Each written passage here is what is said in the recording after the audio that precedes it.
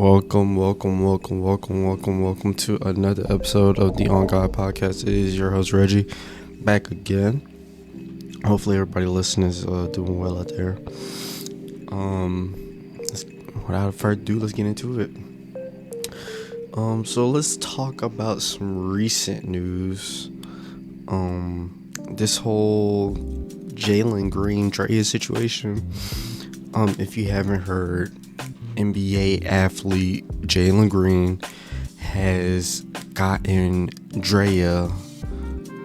She's like, an IG model / ex-stripper / reality TV star.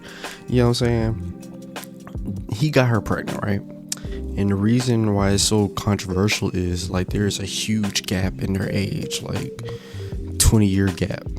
And she has a son his age, or if not older. So it's just really, really weird. And that's why a lot of people are just like talking about it. Like, why is it a big deal? A lot of people are like, that's weird. Why is she going after a dude that's her son's age? I mean, I can get that. Like, it is kind of weird. But, in my honest opinion, it's like nothing like this is new. A lot of these older people, men and women, they tend to target the younger people because, a lot of the younger people are adults, but they don't be knowing no better. And, that's another reason why people think it's weird. Like, why are you going to the young when they don't know no better? But at the same time, like, he is a grown-ass man, and he probably knew about her past. He probably knew what he was dealing with. But it's just, my thing is like, why get her pregnant? It's one thing to mess with her, but to get her pregnant is crazy. Because like, to have a child with somebody, to share a child is crazy. It's a huge responsibility. I honestly would not want to deal with that. And typically with what a lot of these women do, and I'm saying that's what she's trying to do with Jalen, but what a lot of these women, they typically target these athletes or people with money, these young men with money, and get a kid with them, knowing that that's like a good steady check. Again, I'm not saying that that's what Dre is doing, but it's been proven that women typically do that. It's just part of the game, honestly. Like, you're gonna get your income off a man. It is what it is, honestly. None of this is new, honestly. It's just it is, charge it to the game, honestly. But you hate to see it happen to him. You know what I'm saying? And then it's weird too when your son, y'all, like the son y'all gonna share, y'all, the child's brother is like your age, the dad's age. This is weird. It is definitely crazy, but honestly, I don't really care about the situation. I mean, he is a grown-ass man. He apparently, she had a crazy past. But again, like, I kind of feel for him, but at the same time, I'm like pretty positive. Excuse me. I'm positive he had an idea of what he was dealing with her.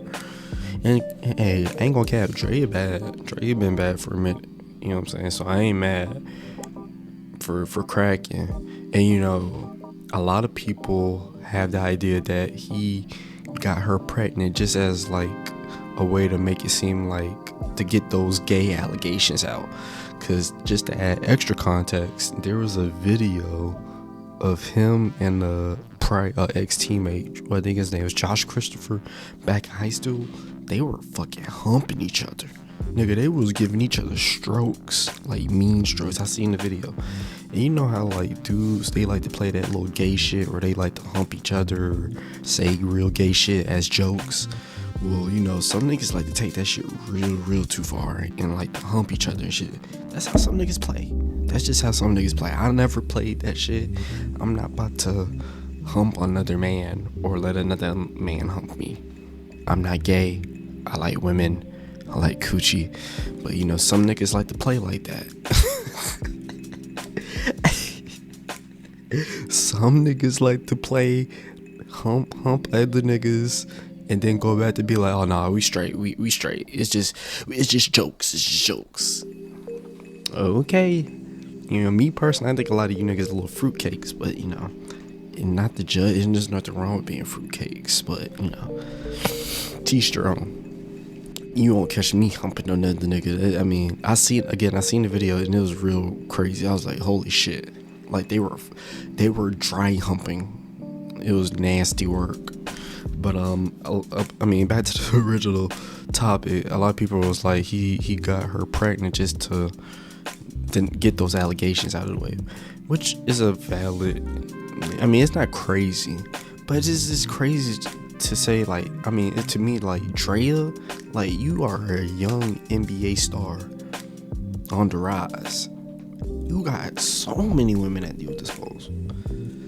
Drea, and no disrespect to Drea's bad, like I said earlier, but Drea, nigga, I be on TikTok. There's 5 to 20 women on TikTok right now better looking than Drea right now. On Soul. The point is, I mean, there's always a better woman, way more accessible. I mean, and I don't want to get caught up in the illusion of options, but like, who knows? Drea was probably the best option that he had. I'm just saying, like, women love NBA athletes. He basically could have had coochie on coochie, but I digress. But yeah, that's what everybody's talking about. It's just like people think he's like a victim, which he could very much well be, but I honestly think he probably know what he doing. In other recent news, there is this trend on TikTok where it's like it started real lighthearted. It was like things I'm scared to admit as a black person or whatever, right? And it started real lighthearted. It was like people was like, I'm scared to admit I like chitlins, or I'm scared to admit I never played spades. I don't know how to play spades, rather. But then it started taking a real dark turn, like it usually do, and it started getting towards shit like I'm scared of ghetto hood people and shit like that. And then it sparked a whole controversy on the internet, like about like, why are so many black people scared of ghetto hood people? And the people who were out like letting it be known that they were scared of hood people were like, what's the problem? Because the people who had a problem with them saying they are scared of ghetto hood people were like, yo, do you not see the issue with that? Like, this kind of anti-black. And the people who were saying they were scared was like, anti-black? Like, whoa, calm down. All I said is I'm scared of those type of niggas. I didn't say I hate all niggas. I'm just saying those type of niggas scare me. And the people on the other side are like, well, that's still problematic. You know what I'm saying? Like, you shouldn't be openly saying it, but 2, like, you should be seeing the problem in what you being scared of. Again, I see both sides. Like, but my thing is, those ghetto hood people, it's one thing to be scared of ghetto hood people. It's one thing to be scared of. There's another thing to be scared of dangerous people. And what I was seeing, a lot of people who were saying they're scared of ghetto hood people, or they're scared of thugs, they're scared of crazy, dangerous people. And my thing is, why are we limiting that to ghetto hood shit? White people got dangerous people too. Hispanics got dangerous people too. Everybody got dangerous people. Why is it making it seem like only ghetto hood people are dangerous? You know what I'm saying? Like, I'm scared of that ghetto hood people. Are you scared of these dangerous white people? You know what I'm saying? Like, hold the same energy. And that's why a lot of people are like, okay, you're showing your anti-blackness when you say shit like that. And boy, it was so crazy how people were getting so defensive. Anti-black? I'm not anti-black. All I said is, scary niggas make me scared. And it's just like the irony, bro. It's just like, bro, do you not hear yourself? Like, are you like, I mean, what I've noticed with this trend is that a lot of the black people that give the impression that they're smart are not that smart. They're really one-dimensional. really, really, really slow. I love my people. On God, I do. I love everything about my people. But that makes me hate my people sometimes. You know, when you love everything about your people, you hate some of the shit about your people. About like how ignorant we can be, how classist we can be, how homophobic we can be.